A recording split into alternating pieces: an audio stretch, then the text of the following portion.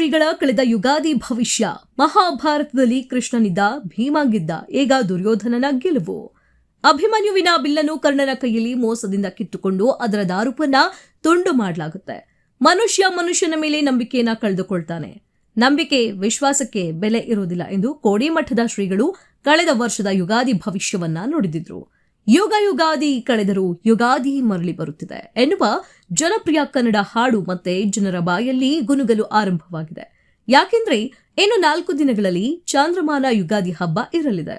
ಈ ಹಿನ್ನೆಲೆಯಲ್ಲಿ ಕಳೆದ ವರ್ಷ ಕೋಡಿ ಶ್ರೀಗಳು ಏನು ಭವಿಷ್ಯವನ್ನ ನುಡಿದಿದ್ರು ಎನ್ನುವ ವಿಶ್ಲೇಷಣೆ ಆರಂಭವಾಗಿದೆ.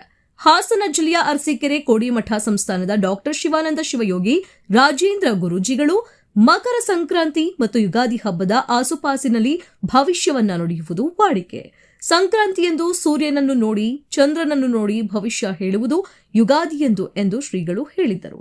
ಮಹಾಭಾರತದ ಪುರಾಣವನ್ನ ಉಲ್ಲೇಖಿಸಿದ ಕೋಡಿ ಶ್ರೀಗಳು ಅಭಿಮನ್ಯುವಿನ ಬಿಲ್ಲನ್ನು ಕರ್ಣನ ಕೈಯಲ್ಲಿ ಮೋಸದಿಂದ ಕಿತ್ತುಕೊಂಡು ಅದರ ದಾರುವನ್ನ ಕಟ್ ಮಾಡಿಸುತ್ತಾರೆ.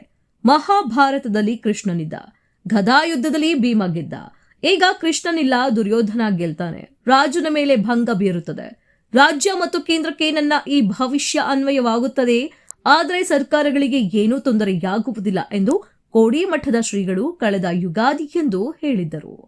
ಜಪ ಮಾಡುತ್ತಿದ್ದಾಗ ಭಂಗ ಬಂದಿದೆ ಎಂದಿದ್ದ ಕೋಡಿ ಶ್ರೀಗಳು ಭೂಮಿ ಬಿರುಕು ಬೀಳುತ್ತದೆ, ಗುಡ್ಡಗಳು ಕುಸಿಯುತ್ತವೆ, ಜಗತ್ತಿನಾದ್ಯಂತ ಪ್ರವಾಹದಿಂದ ತೊಂದರೆಯಾಗಲಿದೆ, ಆಕಾಶ ತತ್ವದ ಪ್ರಕಾಶ ತೊಂದರೆ ಆಗಬಹುದು, ಪಂಚಾಗ್ನಿಯಲ್ಲಿ ಬಾಳೆ ಎಲೆಯ ಮೇಲೆ ಕೂತು ನಾವು ಏನು ಜಪವನ್ನ ಮಾಡುತ್ತೇವೋ ಅಲ್ಲೇ ನಮಗೆ ಭಂಗವಾಗಿತ್ತು, ಜೋಶಿ ಮಠ ಮುಳುಗುತ್ತೆ ಎಂದು ಕೋಡಿಮಠದ ಶ್ರೀಗಳು ಹೇಳಿದ್ದರು.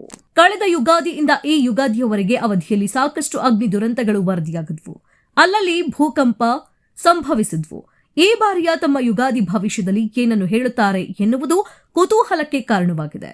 ಏನು, ಸಿದ್ದರಾಮಯ್ಯನವರು ಅವರಾಗಿಯೇ ಸಿಎಂ ಸ್ಥಾನದಿಂದ ಕೆಳಗಿಳಿಯಬೇಕು ಎಂದು ಕಳೆದ ಬಾರಿಯೂ ಹೇಳಿದ್ದರು.